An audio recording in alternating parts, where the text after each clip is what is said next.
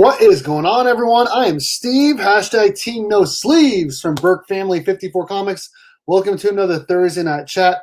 We're going to be hanging out, talking comics, reviewing them, and doing the drawing for the monthly Berk Box.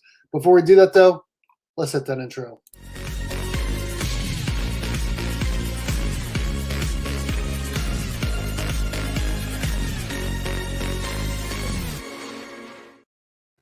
All right, I want to go ahead and bring in our panel. So far, we just have one person in here. We got new guy, Ryan, Cosmic Campfire. What up, dude? How are you doing? Doing all right, man. Doing all right. No bed tonight. No. Before we get any further, I do want to remind everyone that our Thursday night chat is brought to you by comic_book_pressing on Instagram. Protect your comic book investment for as little as $12 by using Eric from comic_book_pressing on IG. And make sure you use my promo code BERK54 and you get free shipping back to you on your first order. Again, today and every single one of my Thursday night chats is brought to you by comic_book_pressing on IG. And also, I'm just going to do this really quickly. Thank you also to the 616comics.com for being a channel sponsor, sponsoring a monthly Berk Box, which we're actually going to be drawing for tonight. There's some awesome books in there. Thank you to them for sponsoring the monthly Berk Box. And I got a little bit more to say about that. Before we do that, though, we have someone else in here. Yo, Mark. Hey, it's that guy. Hey there. Hey there. How's it going? Awesome. I'm making it. Making it. I appreciate Excited it. that I made it a little bit late, but I'm here nonetheless. I feel like I should go put on my Legion of Comics shirt real quick. I feel like I should take my shirt off the way things have been going lately. All right. Dude, I'll tell you what, I'm getting more tan. I mean, it's still pretty bad, but this red is going to turn into tan pretty soon. So. I'll be right back. Okay. So let's go and say hi to everyone. We got Wheelchair Superhero 87. What's good, dude? How's it going? Ruby G. I know he's at work. 2,500, here we come. Yeah, I'm going to talk a little bit about a giveaway possibly tonight coming up here shortly. SCG, what's up, man? If you guys aren't following him, he's an awesome guy. He's doing a Super Chat giveaway this month for a ASM 300. So make sure you check it out. Robert Flash 6792, what up, dude? How's it going? Good luck tonight on the Berk Box drawing. Dan, what's up, dude? Glad to be here. I'm glad you're here, too. Ryan is here. Thank you, sir. Oh, yeah. Hit the reminder for tomorrow. Is that for your pre-week's end? Yes, sir. Tomorrow afternoon, 3:30 Central, 4:30 Eastern. 4:30 real time, according to Mark. Yeah, real time. Over there in Candyland. Yeah, Johnny 5 Live, what's up? DJ Links, yer, what up, dude? How's it going, brother? RJ Broder, what up, dude? How you doing? Sunday and TSP, what up, dude? How's it going? So we're going to be hanging out tonight talking a couple comic books. Like I said, doing the drawing for the monthly Berk Box. I'll show that off here shortly. I will say this.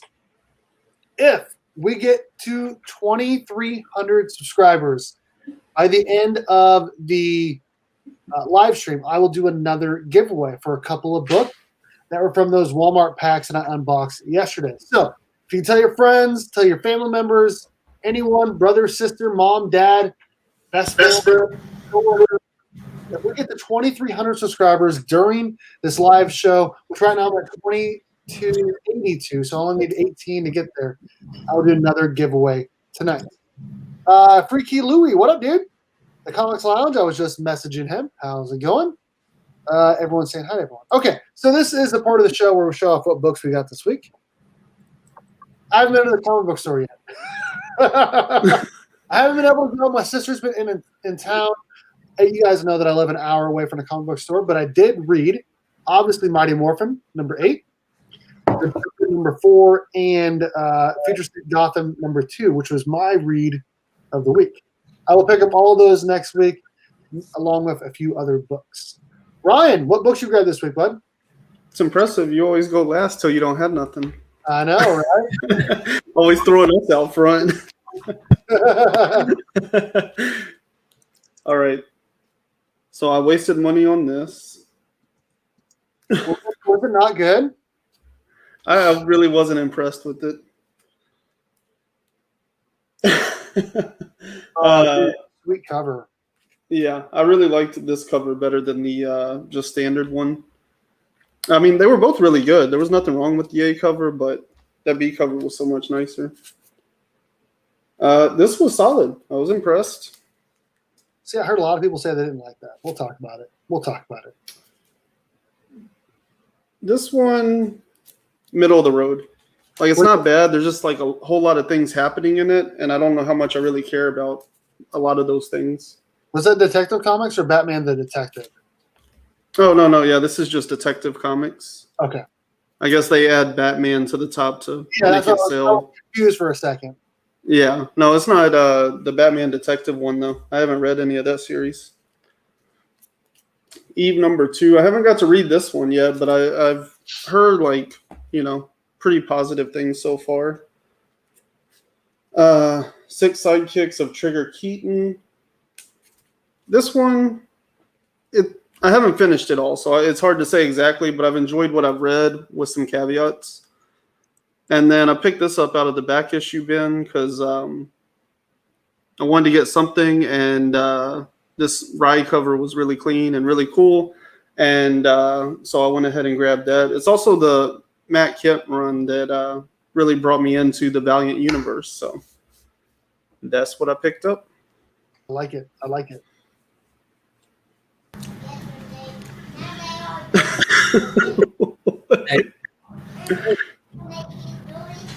How's it going? Man, it's busy. It's real busy. I know. The other day we were going to do our video together, and you were busy. Dude, I literally just walked in the door. Like, every time I cut my camera off, it's because I just went and helped my wife find a missing ring that the baby just stole from her somehow. Oh, I'm serious. Like, we don't even know how she did it. She's a thief. That's all we know for sure. She's a thief. So what are we doing? Showing books off? She's a kleptomaniac. Yeah, she gets it from Winona Ryder. Huge fan of her. She is. So I got that Tom King goodness, that Rorschach.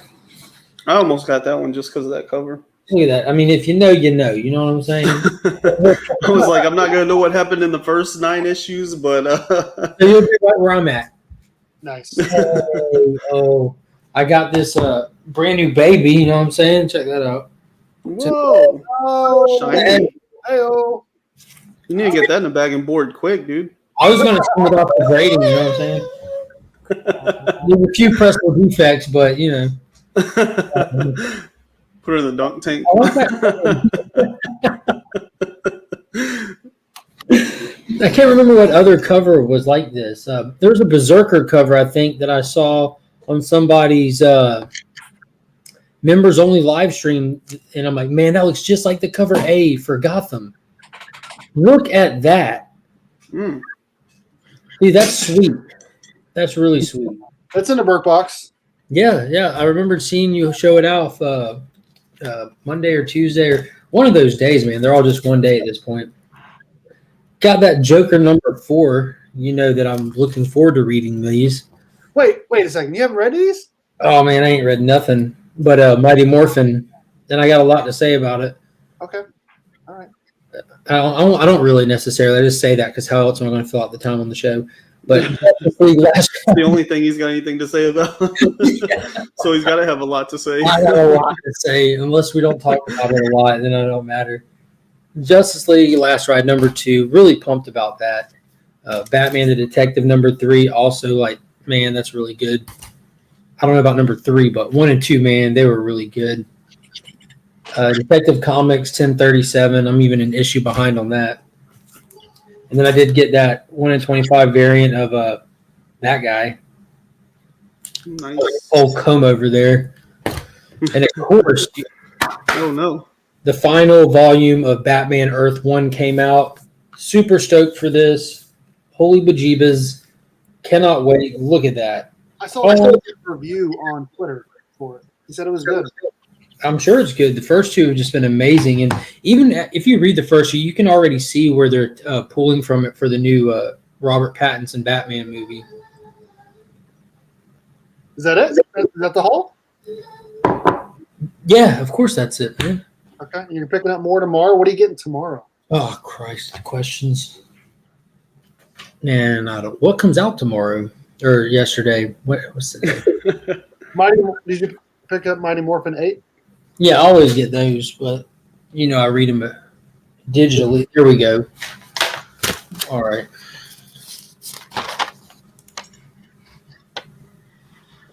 Is that the right one? That's not even the right list. I mean, I can't. I was gonna say, I have my list here, but I don't think you read any of the stuff that I have.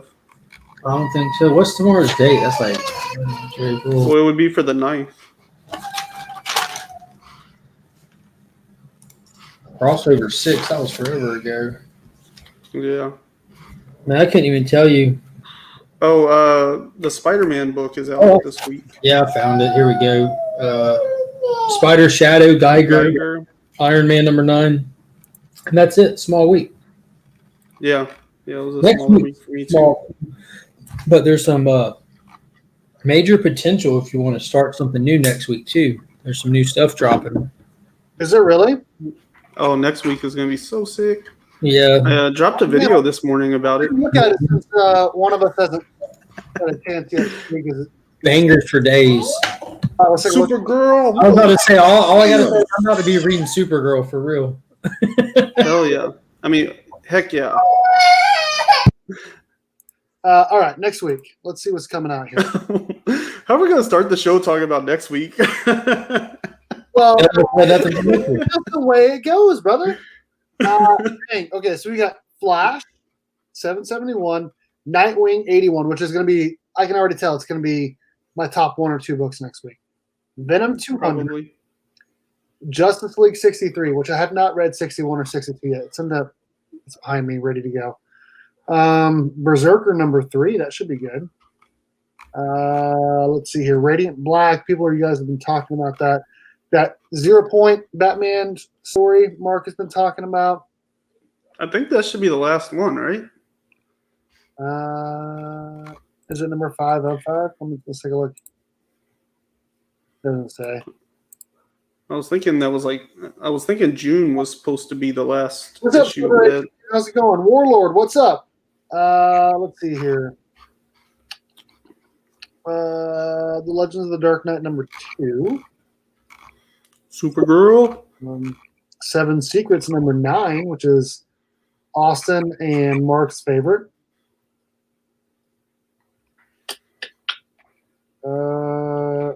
Seven Secrets really is good. Do Power Rangers come out next week? No, week after. No. Yeah. It is kind of a big week next week. Not bad. Yeah.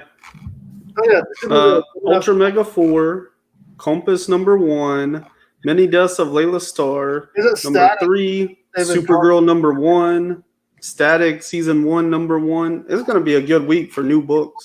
Yeah, I was saying, if you want to jump on new titles, that's where it's at. Mm-hmm.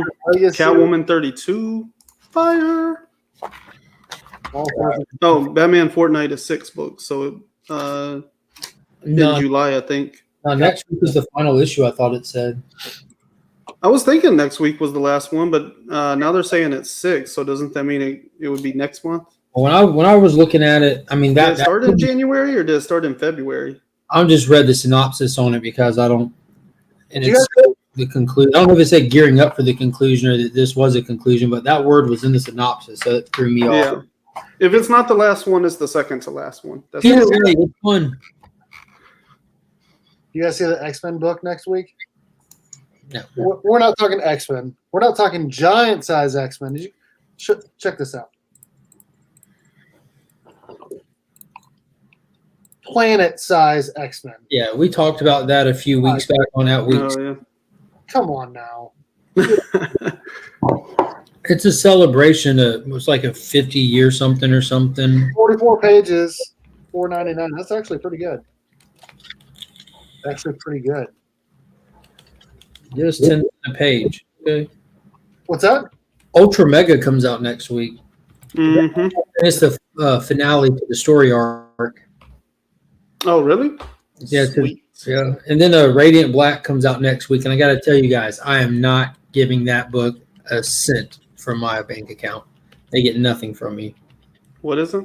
Radiant Black. You get no money. Oh, no. You can still have my time, but you cannot have my money. Okay. Yeah, that's in my video. Like, he still needs to prove that this is the direction we're going from here. But if he stays the path, I'll get back on board. But If I'm that gonna was, need at least 2 or 3 good books out of him. we're working on 25% decent reading material. We got 1 good issue out of 4.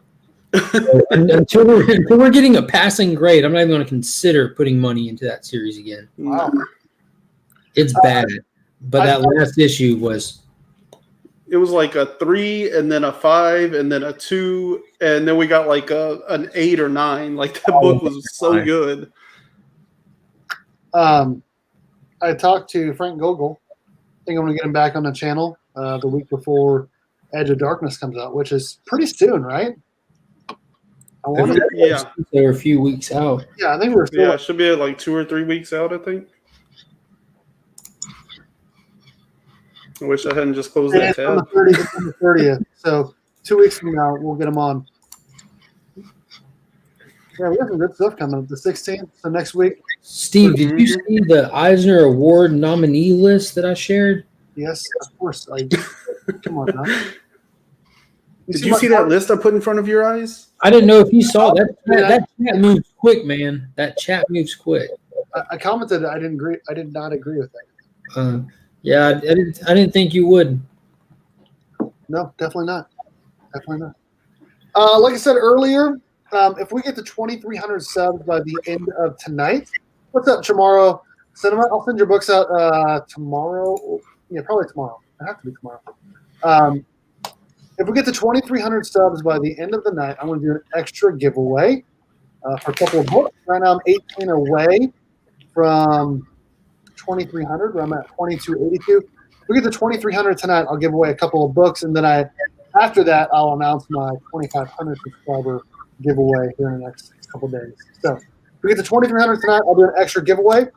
We are going to be doing the drawing for the Berk Box here in a little bit. Should I show up the books now or do it later?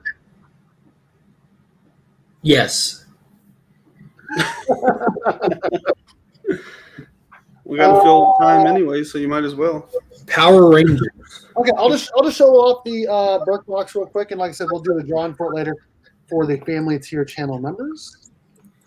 You know what, guys? Stick around because we'll show them again later too. Oh, we will. 100%. Oh yeah. Oh, 100%. Okay. Stick around. I'm gonna show up. Did it feel good? What? I was asking Ryan if that felt good. He hit him with the stick around. Stick around. All right. Here we go. Department of Truth number 9. USA Agent number 4. I like both of those covers so far. This one was cool. This is a book that I thought I was getting number 3. This is the second print of number 2 of Radiant Black. It's a cool cover. It's so cool. It is a cool cover. Okay, then basically the rest of these, except for one, is an exclusive. So I'll show off the one that's not real quick. The Joker number 1, which we'll talk the Joker a little bit tonight, issue 4. And then the rest of these are exclusives. We have the Joker number 1 Matina cover by Matina from sixcomics.com, which is obviously a channel sponsor. Every one of these books is going to be exclusive by them. Then we have Berserker number 1, the Raza cover. Pretty sick stuff here.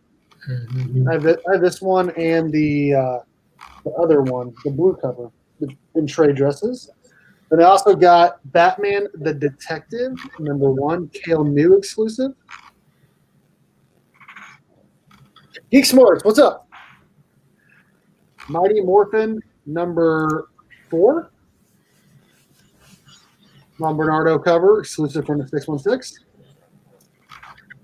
Crossover number 5 by Megan Hutchinson, Virgin, from the 616. And then Harley Quinn number 1, the Zerdy exclusive. Nice. So those 10 books will be going to one of the family tier members tonight. We'll do it later in the show. There we go. He always asks, should I show the Berk Box now? I do always ask that. You're right. You're right about that. Okay, so I wanted to talk the Joker first, but I guess we'll. I don't know. Okay, Go ahead and talk about it. I've heard that it's not like the powerful issue of the run so far, so I'm not worried about it. honestly, not a lot happens in this issue. Yeah, I'm not. Like literally, not like a lot happens in this issue. Would you agree with that, Ryan? I don't know. I mean, I feel like as much happened in this one as any of them. I don't feel that way. Well, there was one or two big things that happened. I thought it was a solid read. It wasn't the best of the four, for sure. And do we know yet if it's a series or just an ongoing? It's listed as an ongoing, but like that system doesn't make any sense because it's like chapter 9, chapter 10. So like he clearly has some sort of plan. So the whole book is going to change when he runs out of plan, you know? So I don't understand why it's an ongoing. That part doesn't make any sense to me. So we knew going into this book that Bane's daughter, Vengeance, is coming for the Joker, along with a lot of other people. And then they all get there. And then Jim Gordon is faced with, you know, what am I going to do? Do I save the Joker? Or do I kill the Joker? Or do I let him be killed? Like, that's the question that he asks himself, obviously. I will say this, also Bane's daughter, she's no joke. I mean, she is no... Oh, she was awesome. She was awesome in this book. She was awesome. I'm just going to say, like, she punches a tree and kills people with it. Yeah. And we get a little more of a backstory where they're following the president or CC. And then we get that really cool shot of Barbara as Oracle. You know, Ryan, that was a cool shot. Yeah. I'm not going to try to say too much about it, but it was a good issue. Yeah, but I mean, that's like just the action elements, the character elements. There was a ton there. We got a whole lot about Jim Gordon and where he's at in his mind space. We got two pretty cool reveals as far as like the Joker's characteristics and personality. This book definitely puts Joker more into the book. Like the first three, he was pretty much not really there. This book, he is quite a bit more in the book. He's definitely front and center. Do what? He's definitely front and center in this book. Yeah. We got a lot of good stuff out of Bane's daughter. We got the cannibals from Texas show up and stuff. So I don't know. I haven't. You're the first person that's told me what people didn't like about this issue. I've just been hearing people say they didn't like this issue. A lot of people said they didn't like it. They didn't feel like enough happened in it. Like it just felt like just another one of those build issues. But it's not like the Batman right now where it's jumping around. It's like it is building the story. Like it's showing in the last issue and it's moving, you know, further down the road. And I have enjoyed it a lot more than I thought I would. Like I wasn't planning on picking up Joker, and you guys said it was so good, so I grabbed issue 2, and then I went back and grabbed issue 1. Well, actually, I got the conversation between Gordon and Joker whenever he's got the wire and the pliers and stuff. That whole scene, like that was absolutely phenomenal. He knocked that out of the park. Like the Joker tells him, like, I didn't do it, you know, and Jim's like, come on, man, like we all know you did it, and then the Joker like literally lays out. Based on my personality, do you really think I did it? And he's like, you know, so like to me, it was great characterizations and great shifting of puzzle pieces, you know. We are Legion. What's up, Naj? How's it going, brother? I need to go put on my We Are Legion shirt. No one knows yet that it was someone else. We are Ryan. Oh yeah. Like if you want to know what like physically action oriented happens in the book, like there's a shootout and then the Joker has Gordon held hostage. Yeah. But like all the stuff that's going on psychologically, like all the narration from Gordon, that's great. Whenever we get in his head and he's trying to figure out what he should do. Like I like that he's uncertain as to what he needs to do in this situation. We find out that the Joker is still the Joker, that he's still one step ahead of everybody, you know? We got all the cool stuff with Bane's daughter, of course. We got the cannibals showing up. Then we got that great conversation between Gordon and Joker where we learn why the Joker's not responsible for what happened in Arkham. And we learn, like, where he's at with Gordon. And understanding, I guess, like post the Killing Joke, kind of where Joker sees Gordon at, and then we get that great thing at the end with Oracle, plus we also get the ending with Gordon and Bane's daughter. So to me, there was a lot that happened here. It just wasn't all in the artwork. It was mostly in the writing. It's a ridiculously dynamic opening, though. Good God. Mm-hmm. 14 away from 2,300 subs. If you guys get 2,300 tonight, I'll do a giveaway for everyone on top of the Berk Box drawing we're doing for the family tier channel members. Dale! What's up, dude? How's it going? Hey, Dale. Hi, Dale. What's up, dude? Yeah. I can't wait to do a shout out for Nosh here. Yeah, go ahead. Okay, crossover 1 through 6. I think we all kind of reviewed it as it went along, and so we had our ups and downs. From issue to issue, it was very dynamic. But what I'll say is Wednesday Pull List, excellent podcast. They just dropped an episode yesterday where they review the trade version, so they give you a great perspective on like the actual binge read side of things. And so if you want to really know like how it reads as a whole or anything like that, I would say go check out that podcast because they're really, really solid on that type of stuff. I think honestly, in my opinion, it kind of let us down a little bit. It ended solidly, but overall, I thought it kind of let us down. It wasn't up to the hype that Donny Cates. Well, that's fair, and I don't necessarily think it ended well either because it didn't really end. Sure. Cliffhanger. I think that 6th issue we were just given the one thing we showed up for at issue 1. Yeah, we were given the fan service that we were looking forward to with book 1. So despite how good or bad the book was, despite how bad the book's been, issue 6 was total fan service fun. it was. And that doesn't make up for the other ones. It's still overall just kind of a bland story. And a little twist ending. Yeah. Yeah, I think that's the thing. Like reading it, the book either. Yeah, like reading it once a month for 6 months, like it was kind of, you want something big in every issue, and it's not really there.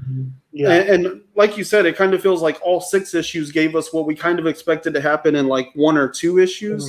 But that's also a win for the trade version. Like the Wednesday Pool guys, like they, the way that they talked about it as like a single read 1 through 6, like they enjoyed it a lot more. But I think it's because it delivered on what they expected from a series,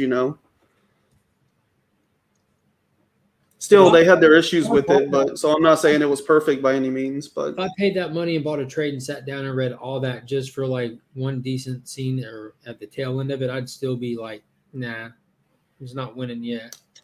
Yeah, but it's an Image first, so it's only like a $10 trade. Oh, fire! That's I think we all. I mean, Mark told me it was going to be good, so I picked up issue 1 and 2, and it was okay, but it just wasn't amazing. Enjoying crossover, but not quite living up to the hype. Still a solid read. Yeah, that's a perfect way to describe it. Yeah. I wish I would not. And I'll also say the more like comic book history you have, especially Donny Cates history, the more it's going to deliver for you. If you're a newbie to Cates and you haven't read a ton of his work, you're probably not going to get as much out of it as somebody who's been following him for a while. I am looking forward to that one shot Zdarsky's doing next, though. Not missing that. Yeah, I agree, Nosh. I was kind of annoyed that she got the sword, found out everything, and then she was like, not even going to swing it once. Just that annoyed me. I was like, she couldn't at least like slice something in half. Right. Hey, Dave, what is up, brother? How you doing, man? Austin, what's up, dude? How are you doing? We just got done basically talking about the Joker number 4. Holders Hide, what's up, dude? Heckler in the house. Joker. Amazing. Yeah, we're gonna do that. Drawing Heckler in the house. Stick around for that. Yeah. So the Joker number 4, it was solid. I've been enjoying the story regardless. So I'm a sucker for anything, DC and Batman. So yeah, I tell you, I love the inner dialogue that he writes for Gordon, though. Man, this is it is so smooth. It is some of my favorite dialogue since probably I'm not saying I've read every single Batman issue in the last 30 years because I haven't. But some of my favorite Batman dialogue or Jim Gordon dialogue since Batman Year One, because that has heavy Jim Gordon dialogue. So, Mm-hmm. I got nothing out of it. She fell, passed out, lost it. Yeah. Yeah. That was basically it. Good way to put it. That's a good way to put it. Should we talk Mighty Morphin 8 and then finish with Future State? Gotham? Yeah. Austin better than Peach. Yes. You guys see that Green Ranger cover he posted? Mm-hmm. Beautiful. Fire.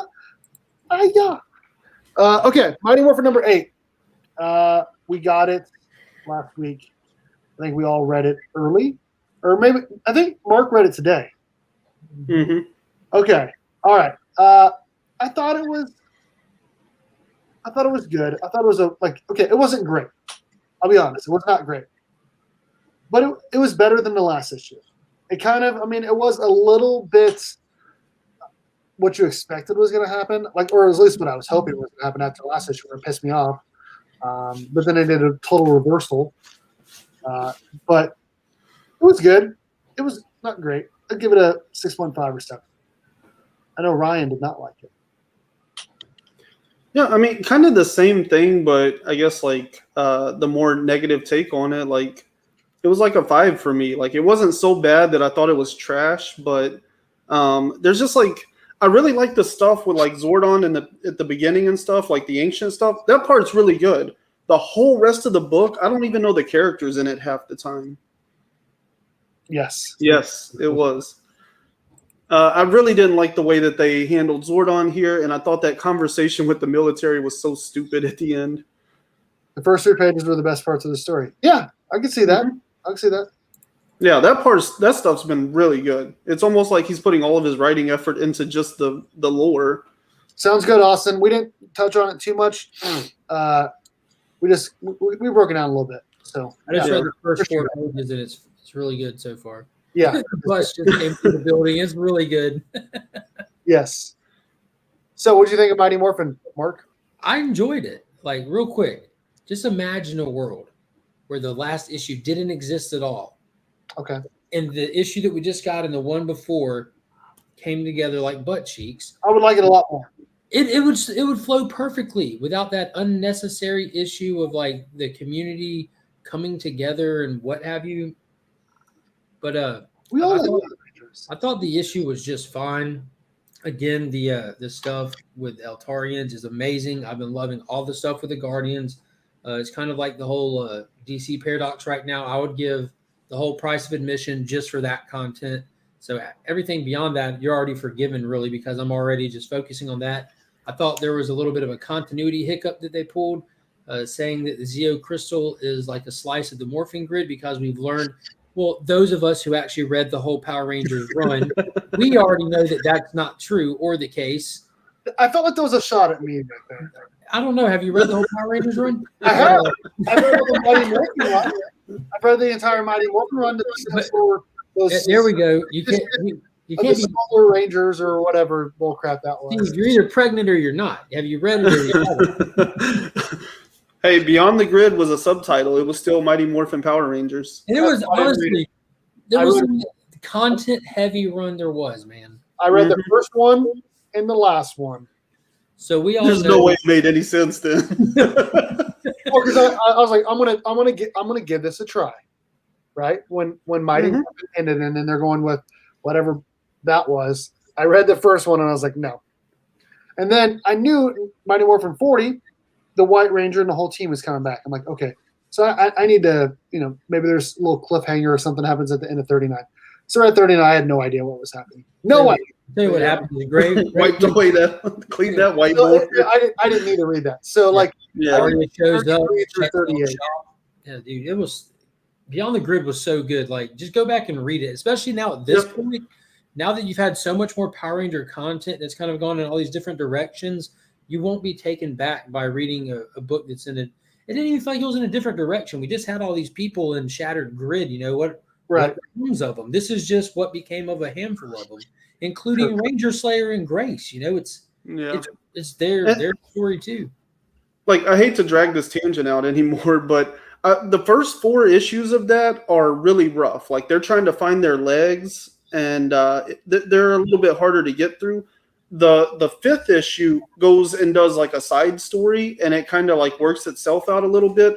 36, 37, and 38 and 39, straight fire, dude. Like, whenever they come back to the story, it's like the team came together like butt cheeks, you know. And those last 4 issues are so content heavy, it's insane.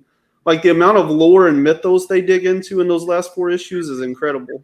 And I love a good tangent, so let's keep it going. So are we reviewing Mighty Morphin or not? real quick, but this is relevant to this issue of Mighty Morphin, because in Beyond the Grid, you learned that the whole Zeo Crystal planet has been tucked away in this void to keep it out of the hands of bad people.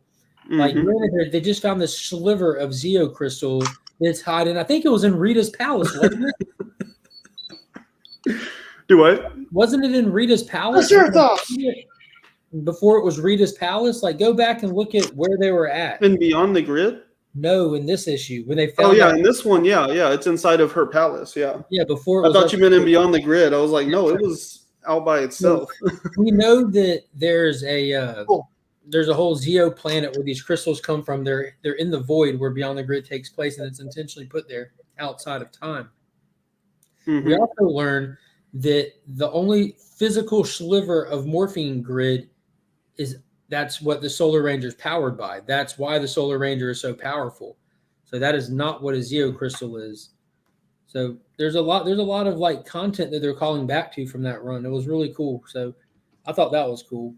Porter Tide Scott is like that older brother or in-law that always has like that stupid funny joke that like where they just make fun of whoever it is. Oh, I love it. That's hilarious. So you liked it. I liked it. Like, I didn't love it. I liked it. I enjoyed the whole read. There stuff that was a little cringy at times. Yeah, was like they're always going to be in books. I thought it was stupid when Aisha and Tommy were in battle together, and he's like, you could lead this team. Like, dude, you're getting punched in the face right now, dude. Focus. Right. Like, there's some stuff like that just didn't make sense, but I thought Zord was, to me, Zed was pretty menacing. Like, when Kim comes up and just fires off all the arrows at him, he just sits there and just doesn't even faze him. Doesn't even flinch and just trash talks her while she's doing it. So I think they've done a good job really amping him up. Like, that was kind of the goal with the chaos energy going through him and everything. So they're maintaining that and really showing it. I think that he's going to end up being a callback to the Eltarian past. I think that's why he's so story rich right now. I'm looking over the issue one more time to. That stuff you sent earlier, like, totally makes sense. Like, I didn't catch it when I read it, but as soon as I saw it in the image, I was like, oh yeah, like, he was basically calling him out by name, and I didn't even catch it. It was that clear. We have yet to talk about Billy. How Zordon basically went off on him. Zordon was very passive aggressive about it. Zordon's such a tool. No, let's be honest here, okay? Zordon's not telling a lie. It seems like a douche move because he's saying it to Billy of all people, but he's not out of line by any means. He's like, dude, you have fractured this team. You've done your part to put a huge divide in the events that's happening right now. Fix it. He's doing what he's supposed to do as a proper mentor, is pointing out what you did wrong, not hounding you about it, but saying fix it. And he knows Billy can. He's not saying that to down him. He's saying that to put him back on the track he's supposed to be on. He should have never been behind Zordon's back, bottom line. I don't disagree with that. My issue with, and maybe it's just like in the phrasing and the way it was played, my issue with it is like Zordon specifically chose teenagers, right? He's always been the loving, caring mentor. He always tells you, like, you're doing wrong. We need to get this together. I totally get that. And so that's something he knows. Like, he chose teenagers, so he knows they have their wherewithal, but they're also still learning morality and life and stuff and those kinds of lessons. And so, I don't know, to me, just like the idea, like, screw you, Billy, like, you really messed this up, like, just isn't really the nurturing father figure that Zordon's been like through pretty much everything else, you know, and it was just like a really weird turn in my opinion. Yeah, I don't think we see him doing the whole tough love thing very often. I just don't like Zordon. Yeah, I've been Team Zordon since the split. Such a not nice person. Not nice person. I want to say something. We really got to see the Dragon Zord fire on all cylinders, though. That was Come on, like they're getting their butts kicked the whole time, and yeah, okay. Now I'm gonna pull off these moves that apparently I could have done the whole time, and now all these soldiers are just magically gonna take out all of these putties that have been destroying the Power Rangers. Like I don't know, this issue didn't really make a ton of sense. The like, Dragon Zord showed up and saved him, dude. I thought it was awesome actually getting to see it highlighted for the first time, like him reaching out to Billy to like really crank it up and get it running, and the Dragon Zord being different than it was before. I've kind of been waiting to see what it can do. You know what I mean? Right. Come out there like a wrecking ball, and it gave Tommy the room to breathe, the actual be able to do something himself. But she made the comment, you could have done that the whole time. He said, I've been trying to. I haven't had the chance to. I don't know if y'all remember this or not, but he has to go to the shelf, get a little Dragon Ball, and do like 7 karate moves just to fire a cannon in that stupid dragon. Yeah. Yeah, I thought the Dragon Zord thing was cool, and I didn't have as many issues with Grace's turn. Like, I totally understand where she's coming from. She went on one mission, all of her people died, you know? Like, she's utilitarian, you know? Like, how can we save more lives, you know? So I totally get her turn, but it's so out of character for Matt. Like, I know he's like a teenager and he's new to this world and stuff, but dude, like, literally calls up Billy knowing that they're doing this just to get him in trouble. Like, yeah.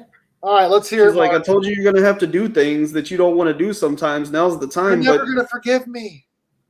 Like Matt's the kind of person that would be like, yeah, but this isn't the right thing to do, and would go behind her back and try to fix it, you know? Yeah.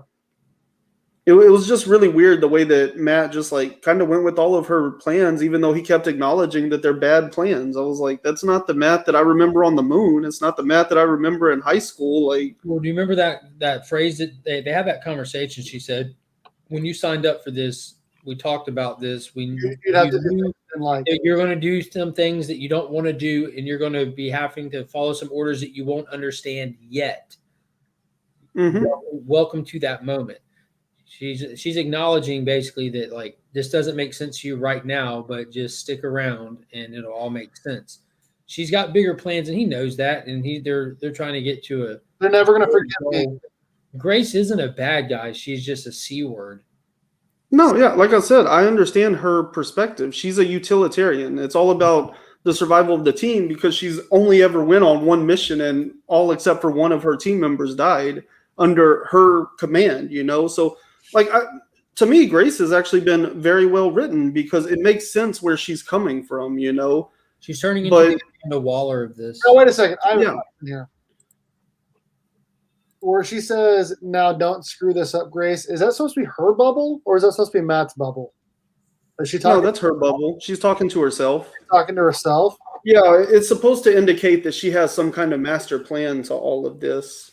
She's not. And so she's saying, like, if I mess up this next step, like, we're screwed. But if I get it right, then, you know, the plan's going to work out down the road. It's kind of just also playing on that whole thing, like, you won't understand yet, but eventually you'll understand why I'm right here. Steve, do you see this? I know you're looking at a different screen right now, but you got that. Nice, dude. I was pulling up the issue. Sorry. Sold Twice knocked this out the park. Mm-hmm. Did. Yeah, cutie. You definitely got it right, Hoarder. Okay, let's hear your take on Zed. What, Zed? No, Mark's take. Oh, I was going to say, I didn't have any problems with Zed. He's a cutie. He's a what? He's a cutie. He's a cutie. Look at Scott's comment. Yeah. Yeah, he's a cutie. I think he's going to go back to the Eltarians. What page is that on? The picture. Oh, there it is. I see it. Okay, so you believe that Zed is who? Zofran. Because why? Well, I think it just makes sense if he's tied into Zordon, and then that dialogue that was there in the beginning, because he says when they were telling him before there was ever any Power Rangers and they found the Zeo Crystal, they're talking about Zofran. You're like the top dog out of us. You should wield it, get the power from it, and you can really clean up this galaxy. And they're like, nah, we can't do that. Blah blah blah. It's bad. He's like, dude, you can totally do it. You go. Whatever, it got to the point where he's like, look, if I get captured, like Dark Spectre has orders for me to be skinned alive and a coat made out of it. And you look at Zed, he looks like he's been skinned alive. That's what you sent me. There it is. Yeah. Did you know that if ever taken captive, Dark Spectre has a decree that I'm to have my skin peeled from my bones and made into a coat? Which is exactly, like you said, what Zed looks like. And later in the issue, Zed says that he can sense the Eltarian here for a while, and that the whole time he was trying to make them see what a world without the Power Rangers would look like, and also to draw her out. And you got he chose not to kill Candace as well. His whole plan was just to shake things up so he could get to Candace, so that he can show her the true nature of the universe. Like, let me show you how bad these Eltarians and these Guardians are. Let me show you what they did to me, wanting to do this and that. And he's going to blame Zordon for getting skinned. And yeah. Zed is dead. Did you guys see also that how Ryan Parrott said that he's not going to do the boom room for a while? The what? He's not going to do the boom room for a while. No, I didn't see that he had said that, but I did notice he hasn't been on there in forever. Ray's boom boom room. He hasn't done it since before. Life. Great movie. You guys have anything else you guys want to talk about on Power Rangers? Or sorry, Mighty Morphin number 8? Yes. So, like, these people were not mind controlled. They were like, we're just going to live in this community where, like, a flea takes out this guy that snatches my purse, and there's no magic or mind control or anything. They just come back, and then Zed's like, ho, ho, ho, ho, ho. I showed them what a world without Power Rangers is like. What? I don't understand. Like, yeah. What is that? Communism? I mean, the bank robber just came in and held you hostage and shot it out with the police, and then turned around and said, see how bad the cops are? Right. If you didn't have cops, then I wouldn't have to rob this bank. You guys are so lucky I walked in the front door today. Like, what kind of Stockholm syndrome is that? Like I said, I liked the issue. I didn't love everything. That's why I said take out that last issue, because none of that was even relevant. Like, there's no reason to even show us that. Yeah, the whole thing was just so stupid that it even ever happened. And the fact that it was such a focus of the story, I think that's why it bothers me so much. Is like, if there was just like a side thing that was happening or something, I'd be like, whatever. If it was a subplot, fine. But it's literally the crux of why anything that's happened in these last 3 issues even happened, because he put a dome over everything. Yeah. Yeah, he didn't. Like, you can't just sweep that under the rug. Yeah, he didn't even show him a world without Power Rangers because they were there. The Green Ranger was even in there. Like, all of Prometheus was in there, and I'm sure that they associate the bad guys with Power Rangers as well.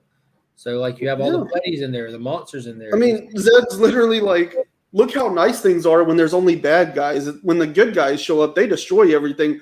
And if the people had been like revolting or something, I'd be like, okay, well, at least they're smart enough to see how dumb that is. But like, they were just like, oh yeah, the world's a great place because there's just bad guys everywhere and no heroes to cause collateral damage. But there was a little bit of attempting to clear it up as well at the end with the ranger station, where you had all the different opinions on what was happening. So you had like people like, thank God the Rangers got us out of there, and some people were like, what's up with the Green Ranger? What's that about?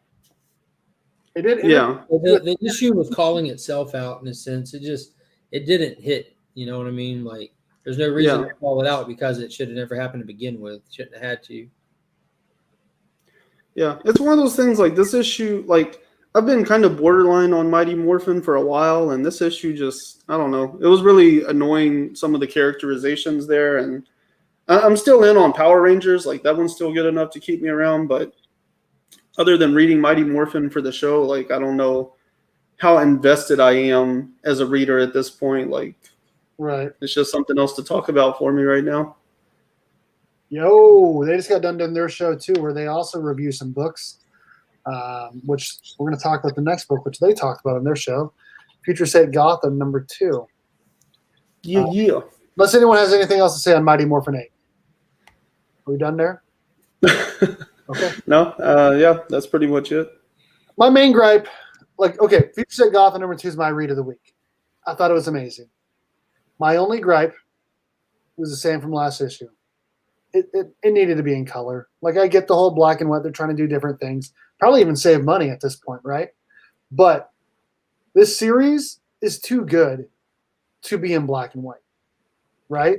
Like, I want to see the colors on Dick Grayson. I want to see the blue on him. I want to see Batman, in his gray and blue and white or yellow and all that. I want to see Red Hood. I want to see a whole bunch of red on him because he's now Peacekeeper Red.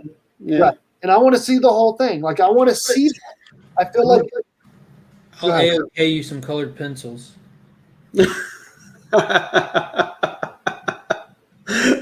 oh my goodness gracious. But having said that, I thought it was an exceptional read.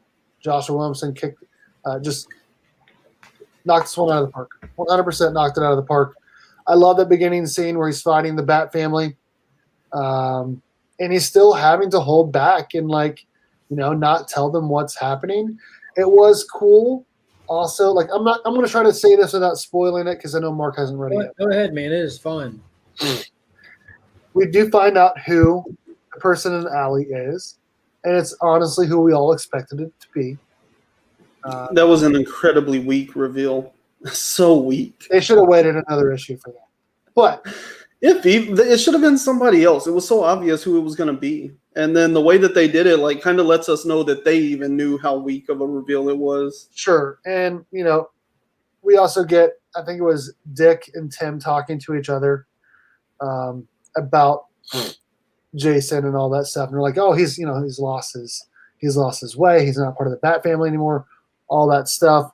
And then, at the end, they keep talking about, whether or not they can trust the new Batman. And it almost feels like, what happened at the end of this book was a way for them to test the new Batman, right? Was it Matches Malone in the alley? Pretty much, yeah. Pretty much. Oh, Matches. Yeah. And they don't even play it really cool. He basically says something in the darkness, and then Jason Todd says something back, and then he's just there. You don't really get a stepping out of the shadows kind of moment or some kind of reveal. Literally, he says something out of the shadows, and then Jason Todd says something in the next panel. He's just standing there, So, as far as the colors, I will say the first issue, I absolutely loved in black and white. The action, really came through because of the clean lines, the clean paneling, and the black and white worked really well in that first issue. This one was a little bit weaker because you have a lot of iconic characters that are mostly iconic because of their colors. And so other than when they said each other's name, it was kind of hard to tell who was who sometimes.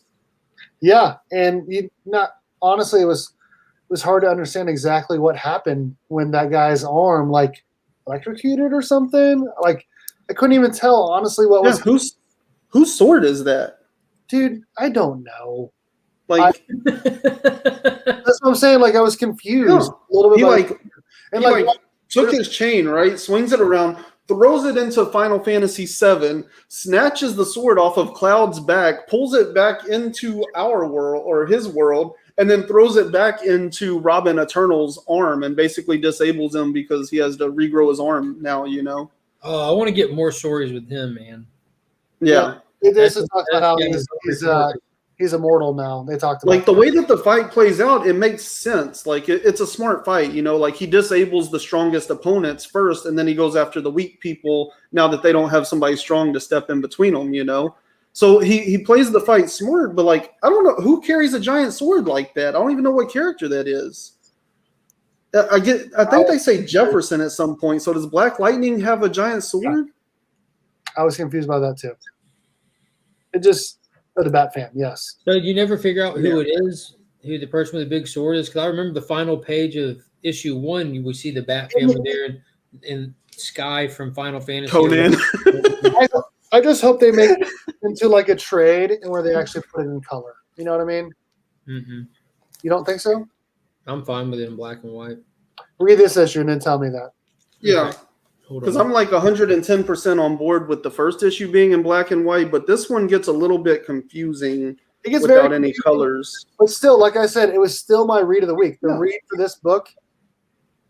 Look at this guy. He has a giant sword. I don't know who he is. He looks African American. I think at one point they referred to him Is as it supposed to be- Jefferson. Okay, so I it's don't Black talk to no Lightning? cops. Oh wait, that's okay. So that is Black Lightning, and isn't that the sword that he got from Katana Kana. from Future State or The Future State? Outsiders. Yeah, yeah, exactly. That was a back story in one of those But books. it's Black Lightning is in the sword, isn't he? Like he was just like all I of was like, gonna say because this I was definitely saying, it looks doesn't like look like Black Lightning, so I was thinking maybe that's his son No, or like that his looks like protege or no, something. dude, time out. That's Signal holding the sword with Black Lightning in the sword. Because remember in the Outsiders, Signal. Remember Signal with the yellow and black suit, that goofy Duke Thompson or something. Forget his goofy name. Duke Thomas Dude. from the New 52 Batman. Because remember they had the whole fight with Katana and that dude who was all augmented, and we found out Black Lightning was disembodied as electricity, and he contained himself Yeah. in the sword. Okay, so now all of that makes a lot more sense of that fight. Now that I'm talking about Okay. All I did was open the first page. Oh, you are a I DC. gave you all the clues, dude. I just looked at him. As soon as I looked at him, I just imagined, what if I took colored pencils and colored that in yellow? Yes. It's Signal. Yes. And that, in all seriousness, so I get what you're saying about the art not lending to the story being in black and white, because you can't tell just from the way he's drawn that that's Duke. Yeah. I had to just in my mind real quick just throw color on him, and as soon as I hit yellow, I'm like, dude, it's Signal. And then it all came back to me. Future State was a while back now, and that was just a backup story in a book. So Yeah, I mean, yeah, I think it was a great read. I really enjoyed it. It's kind of between that and Joker for my read of the week at this point, but I mean, I thought it was an excellent read. It was just like some of it and like I said, like I think that first book was phenomenal in black and white. It was perfectly done like that. It really made the action pop, and it was so clean. But this issue in black and white, it could have been cleaner and it would have been a little bit clearer. So did they change artists? They didn't change artists, right? No. I can't tell. That guy in the opening of the issue 1, how we got those 3 panels of the dude sitting in the sewer in the shadows, like there's a war coming or something. Did we figure out who he is in this issue? I don't remember. You mean in the backup story? No, the very first page of issue 1, it opens with some guy sitting in a chair. Oh, yeah. With a beard and it shadows on him. It doesn't show him, and it like kind of zooms in on him. He's like, "There's a war brewing," or "There's a storm." Yeah, I remember. Yeah, it was just like that one page, huh? Because it looks like that's him in the streets in the middle of this issue, like where the bomb went off. He's just kind of, is that him?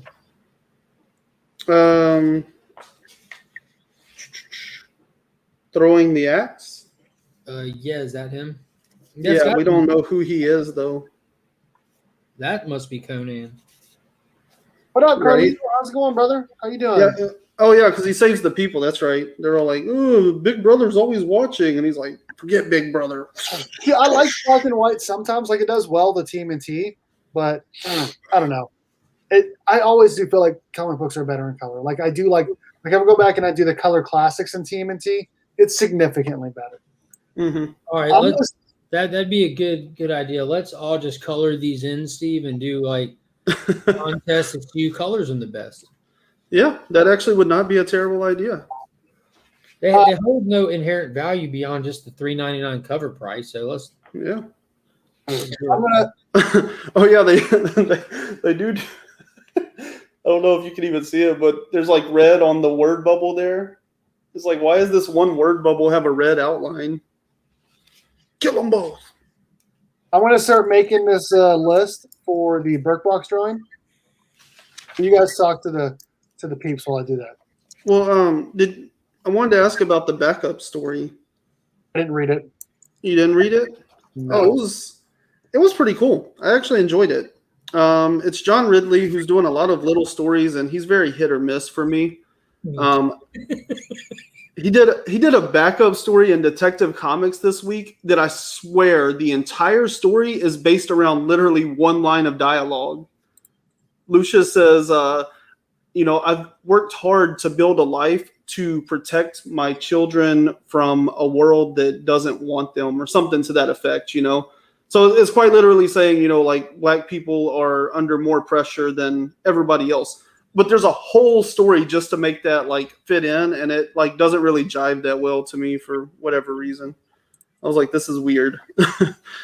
And this backup story in Gotham, Future State Gotham, it's a backup story about the next Batman, right? But he has a sidekick that is like awesome. It's like a little kid.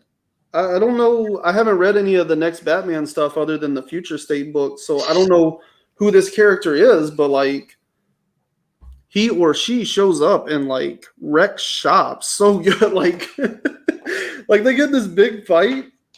I don't remember. Anyway, down here, like they get into this big fight with all these henchmen. Next Batman takes out one person. His sidekick takes out everybody else in the room. So like, he has awesome. So he has a sidekick. Mm-hmm. Not Squire. Jace's sister. Okay. Oh, is it the one that's been in the coma? Is it Dan? Maybe. The one that they visited the hospital in Future State? And where is this at in the storyline compared to where it was of Nightwing? Because in the Nightwing and the next Batman work together in Future State Nightwing. And then in this book, they talk about how they're unsure if they can trust him, and maybe he's the reason for that big bat symbol explosion. I wonder if Future State Nightwing doesn't take place after this book. Then it's hard to tell, man. This is supposed to be after the events of what we saw in Future State, and Nightwing. Oh yeah, because all he did was try Tim up. Like Jace came looking for Nightwing, just kind of trying to spread his bat wings and kind of see who else is out there. And Nightwing just bat form, you know what I'm saying, and just straight set him up just to test his mettle. That's all he did. They didn't really work together. He just came out looking to see what was out there, and Nightwing showed him what's up. I like it. I like how you said Batwing. Okay, this might help other people tell me who this is. This is who we're assuming is Jace's sister. It says, "Look, our family. We're just caught up in bat nonsense. Dad was making weapons for him. Mom was writing laws against him. Luke wanted to be like him. And Tamara, well, you know the deal with Tam. But thing is, Jace, we don't control our destinies. All we can do is live up to them." So that tells you it's not Luke or Tamara or the mom or dad, which obviously. So did he have a younger sister? I don't know.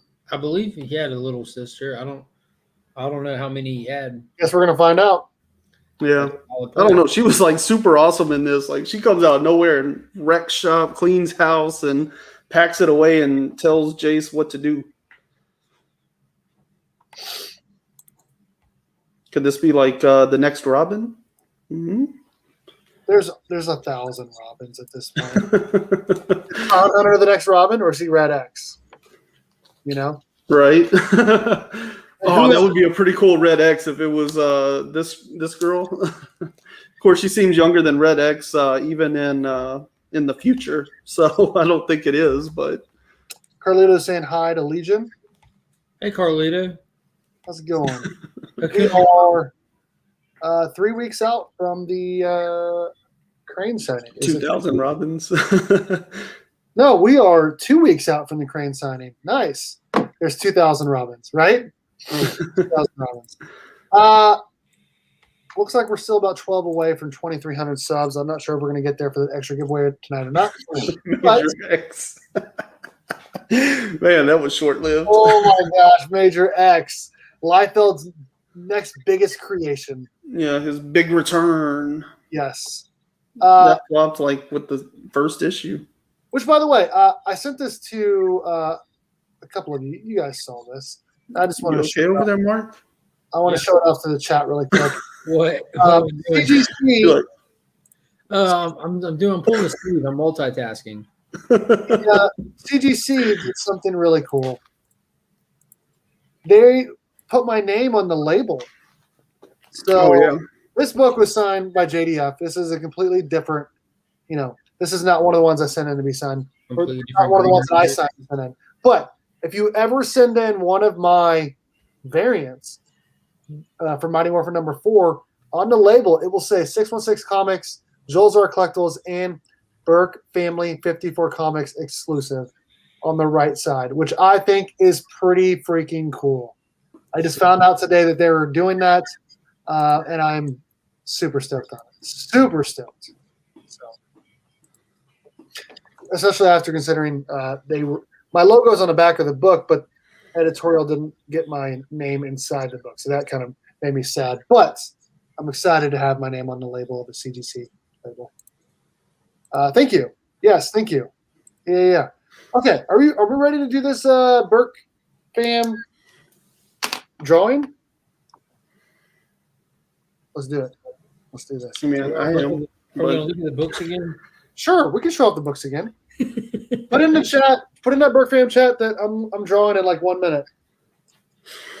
All right, so this is for the $9.99 family tier members. You can be a member for as little as $1.99. Thank you guys. Seriously, appreciate it. Okay. All right. Seriously, guys, thank you. So this is for the $9.99 family tier members. You can be a member for as little as $1.99. Thank you, sir.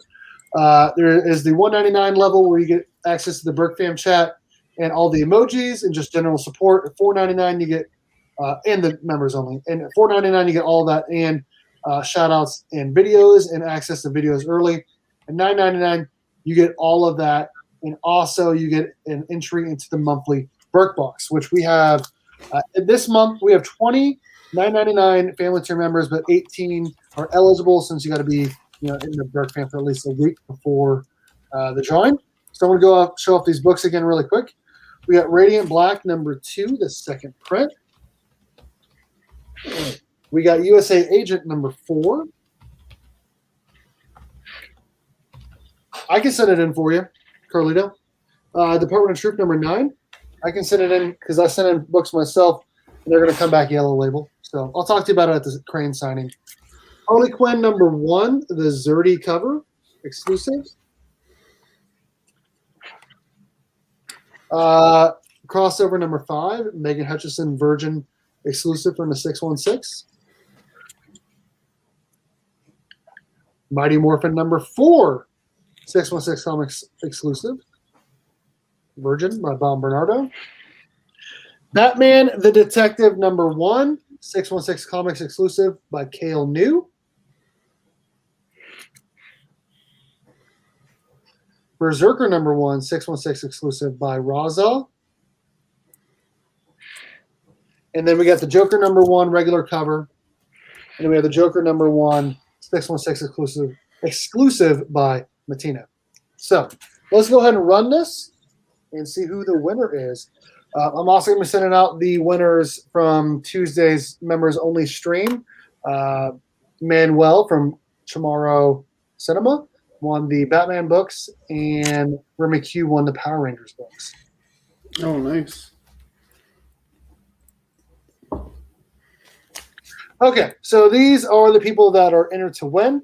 Selwyn, Robert Flash 6792, Panda, Scott Hoarder's Hide, Mix Kicks and Comics, Dan, Blue Hellion Comics, Chris, Cardboard Crazies, Jimmy, Small Time Collectibles, Jonathan Michael, Jeremy, Remy Q Studios, Jade Kuros, Chip Getler, Jason Slotted at 503, Dan, DJ Links, Michael Cadrano Prince, Deep Dive Comics, Dustin, Comic Book Poser, and of course, Mark from Legion of Comics.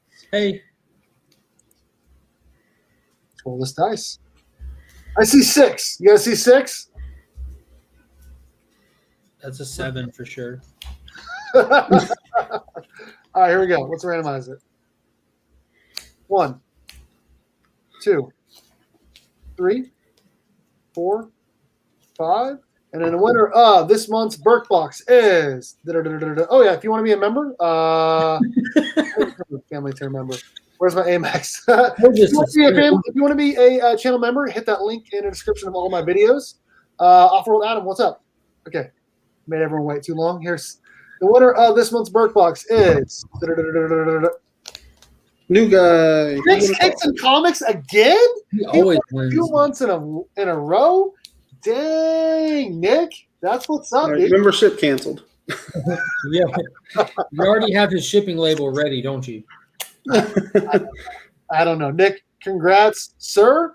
And I will ship that out to you very shortly. What do you guys got going on your channels coming up the next couple days? Oh, man. Nice, bro. I think you're the only 2-time winner.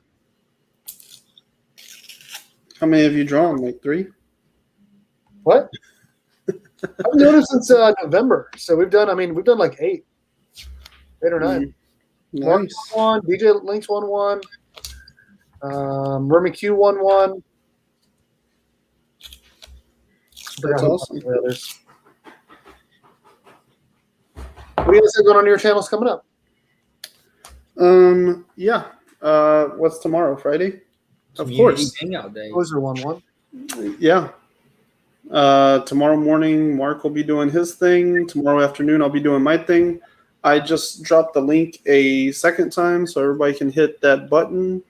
That's 3:30 Central, 4:30 in Candyland. Real time. It's gonna be a lot of fun.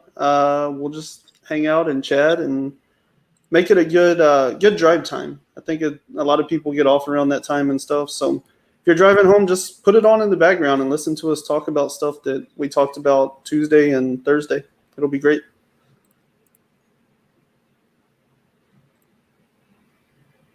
Oh, and I dropped my new comic book day video this morning, so you can go see that list of books, because as we were talking earlier, there's a lot of new books coming out.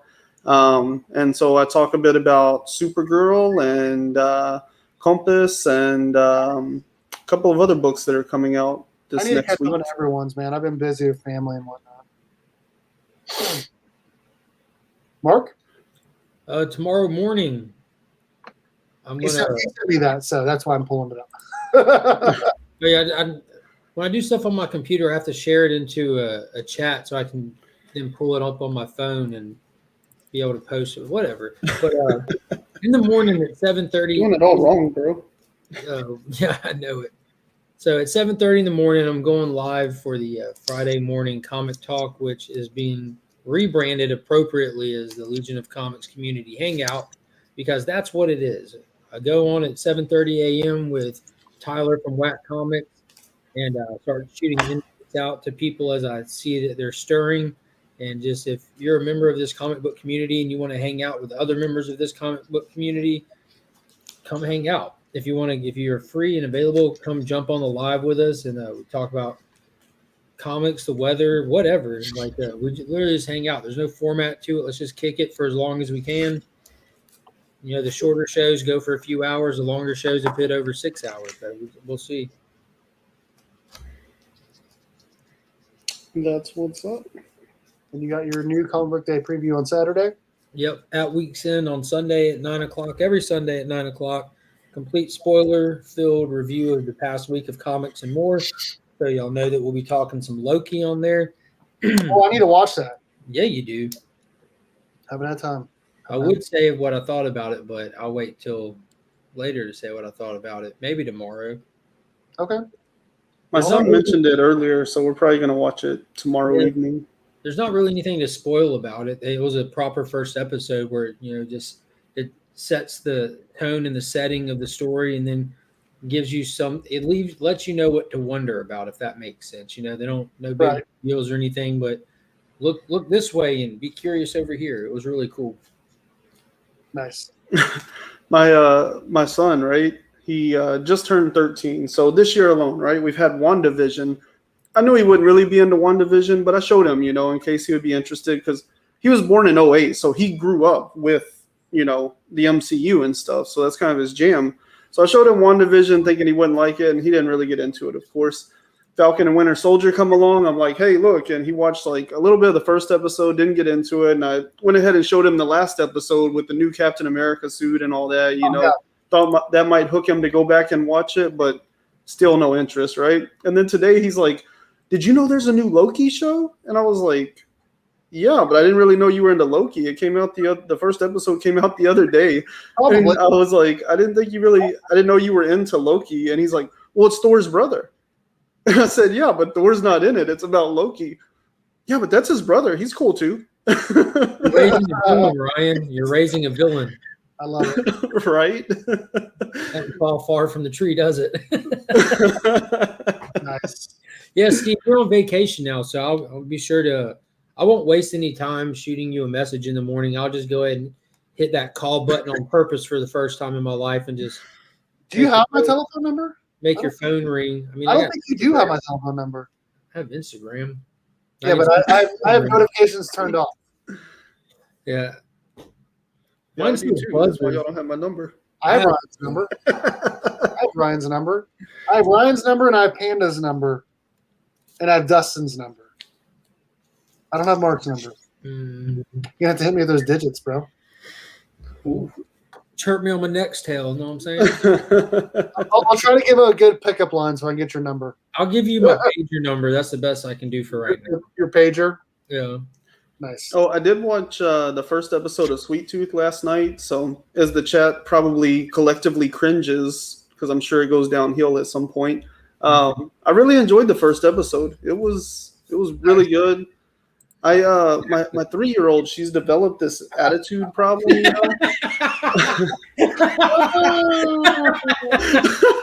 Oh my goodness. Oh, God. Got him. My 3-year-old, she's developed this really bad attitude, right? Especially at bedtime. It's time to get ready to bed, go get ready for bed. It's time to go to bed, and she just like throws a fit, throws her big tantrum, you know. And so I have to get like stern daddy voice on, you know. And so like last night we went through that, and it didn't really faze me. But then I turned on Sweet Tooth, and I was watching that first episode, and I like just wanted to go crawl in her bed and hug her at certain points, you know. Just like I feel so bad that she went to sleep mad at me, you know. Like the last thing she said to me that night was like, why? She was like, you and mommy are being so rude to me. And like I was watching that episode, I was like, I just want to go crawl in the bed next to her, you know, and tell her I'm sorry, but can't do that. That'll just make it worse. Completely give up your position in the house of the 3-year-old. Right. I don't know what the future holds. You're in charge now, honey. Right. You want some M&Ms? My number is 1-800-DADDY-LIKE. Probably that episode you were on, dude. The daddy section, one of the best ones they've done. With Big Daddy and Ultra Daddy and Mega Daddy and everyone says that. Everyone says #stay nasty. I'm gonna have a $75 comic book unboxing tomorrow for the 616, and then I'm also gonna have a top 10 comic books I regret selling from me that I regret selling, and then Sunday I might do a live stream or something. I don't know. We'll see. But those two for sure. And then Mark's had a whole bunch of stuff to open. It looks like Chip. Yeah, I had 7 packages waiting on me today when I got off of work. 7. Unreal. And they all were not from the same time frame. It's just because my mail's so weird. You know what I'm saying? Georgia mail, man. I'll tell you what. They're like, I'm tired of delivering his mail. Just when he gets enough mail, we'll drop it off to him. It's just like in the Bermuda Triangle, like it all just like swirls around, and then when there's enough there, a portal opens and just like drops it off at your door. Exactly. Those books you got in will look nice on that display behind you. Yeah, it is a nice display. That's a nice display. That's the source wall. That's a scary. Oh, I see what you did there. That's nothing but Kirby first, my man. Which you just unboxed a whole bunch of Kirby stuff today. So you guys have to check it out.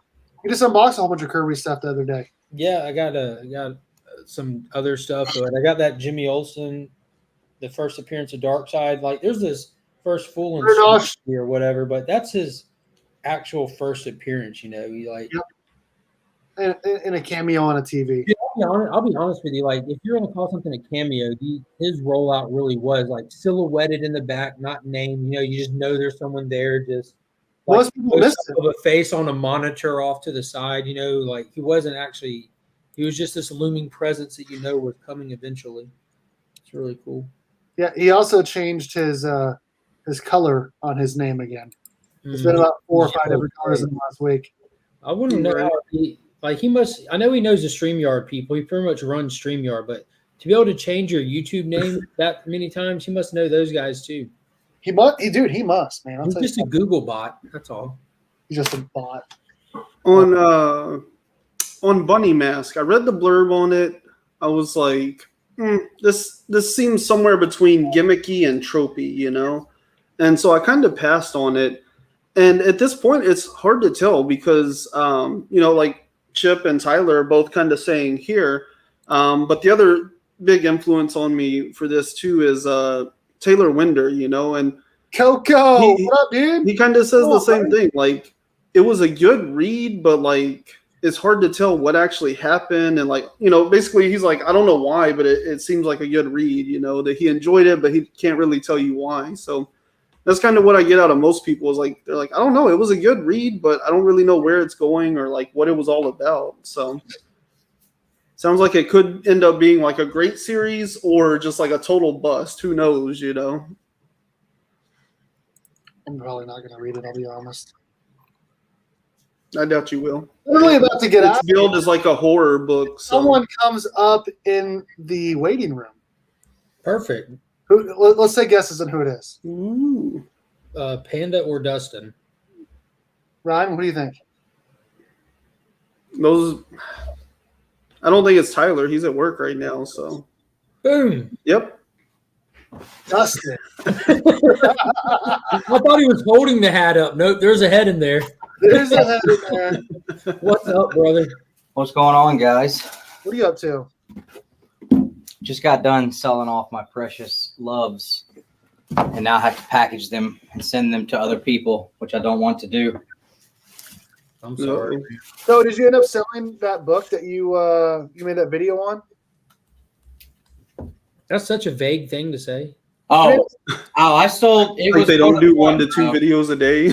Yeah, it was more than one. It was a lot of books. Okay, so you did obviously decide to do all that. Yeah, I had to. I got a serious question though, since Dustin is here. How flattered were you by Lee's video today? All right. Well, I just wanted to pop in for a minute and say, hey.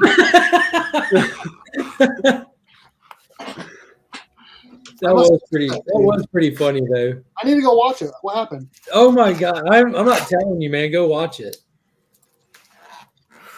Lee and them are always trying to mess with Dustin, and they do it in the most creative, funny way. The Whack Comics video? Oh, it was amazing. amazing. My comment was literally just laugh emojis because like I couldn't think of any words to describe how it made me feel. Like, it was hilarious. One thing for sure, I don't think I've ever felt so uncomfortable and violated in my entire life. And you were I can see that, and you weren't even there. Like that's impressive. They can violate somebody who's not even there. That's the first time in my life that I have wished more than anything that I was Nick. Like I would have given anything for my face to have been on Tyler's man parts at that point. Oh, that clip where like Nick's like trying to dodge the bike. He's like, "Don't do it! Don't do it!" I don't know if you want to bring it up. Oh. Wack's gonna DMCA you. I thought the picture I was sending him was like, I thought he was asking for it for like a thumbnail. Ready, brother? Take it easy. You actually sent him that photo? You talked to Wow. Well, I sent him a few of them because I was like, I wasn't sure exactly what it was. So that one you couldn't like see my face really good. Like the shadow was over my face. And like that was like the first one that popped up my phone. And I was like, here, just use this. Because I was thinking, like I said, that he was going to use it for like a thumbnail because I was supposed to do a show with him soon. Yeah, he didn't use it for a thumbnail. That's the only thing he didn't use it for. Yeah. He told me when he started wiping the towel. I'm like, no, he didn't. Oh man. It was rough. I discovered, I think I know how Panda felt with that girl he was telling us about the other night with the legs. Like that's exactly how I felt. No. Gosh. Boom. Throws one leg, throws the other leg. Oh man, I made that video private. His hips above his head. I made that video private after that because. Tyler says, in all fairness, it was in the thumbnail. Yeah. Yeah, I blame you too, Tyler. You did not warn me. I discovered yesterday that you were on 10 questions, Dustin. Yeah. That was a phenomenal episode, man. I really enjoyed it. Yeah, I enjoyed it. Yeah, I enjoyed it. I had a good time. I'll tell you what, Jimmy does a great job of that series, man. He really does. Yeah, Jimmy does a good job. I love Jimmy. He's a great guy. I'm dying here that he gave him that picture in tears. Yeah.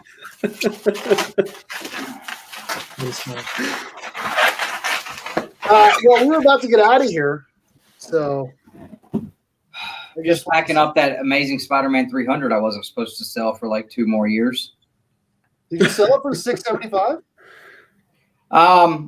So I sold it to a guy on Instagram a couple weeks ago. I purchased a slab from him, and I owed him $75 on it. I told him I'd get it to him this weekend, and then this all happened. And so he just took the 75 I owed him off of it, and boom. So perfect. Worked out good. But he's going to make out great. I'm telling you, this book, I had to go pick it. I had to get my presser to bring it back to me because he was about to crack it, press it, and clean it. I was getting it resubmitted. I think this thing's going to come back a 9.0 or better. Dang, dude. Nice. Newsstand. Yeah, I saw that. Shout out to RJ Broder with a $5 super chat. Thank you, sir. Berk, love the channel. Live streams, finder better. LCS. I have a great LCS.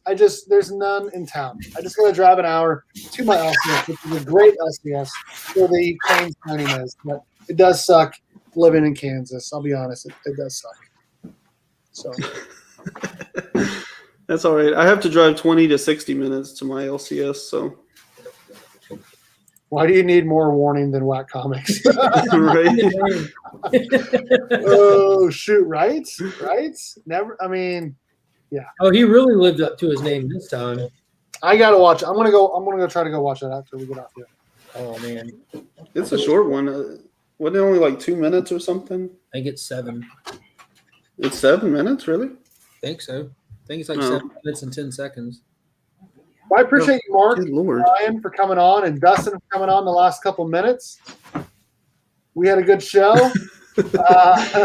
Thank you again to the 616comics.com for being a channel sponsor, sponsoring the monthly Berk Box, which we drew for tonight. Congrats, Nick's Kicks and Comics, for winning it 2 straight times.